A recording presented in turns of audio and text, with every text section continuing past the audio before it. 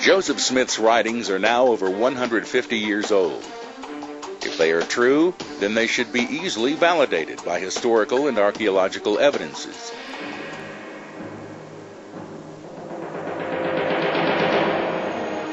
Joseph Smith, his father Joseph Sr., and his brother Hiram were actively involved in the occult while living in Palmyra, New York. Joseph Sr. considered his money digging an occupation and often brought Joseph Jr. with him on his expeditions. This involved special rituals and ceremonies which were performed for the purpose of obtaining buried treasure. It is through these expeditions that Joseph found his beloved seer stone, which he used to try to locate treasures of gold and silver. Joseph would place his magical rock into a hat and pull the hat up to his face to block out all light.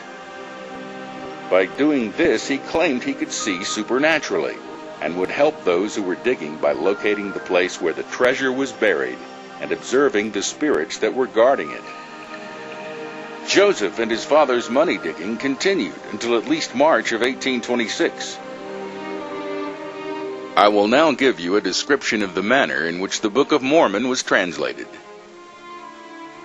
Joseph would put the seer stone into a hat and put his face in the hat, drawing it closely around the face to exclude the light, and in the darkness the spiritual light would shine. A piece of something resembling parchment would appear, and on that appeared the writing. One character at a time would appear, and under it was the interpretation in English.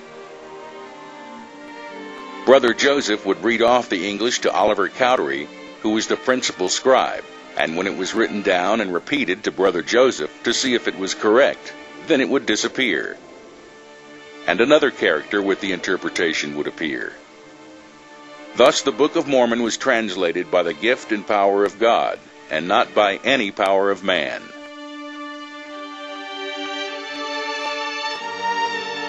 This translation method was affirmed by David Whitmer, Martin Harris, Oliver Cowdery, and Emma Smith, among others. And it is this unbiblical method of translation that Joseph Smith boasted the bold claim that the Book of Mormon was the most accurate book in existence.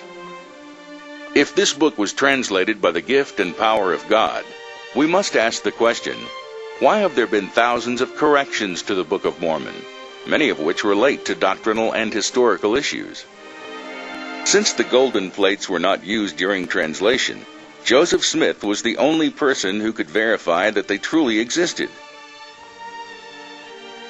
Initially, Joseph's witnesses vouched for Joseph and the golden plates, but when pressed by the public, Joseph's witnesses stated that they saw the golden plates through the eyes of faith, and never physically saw or handled them.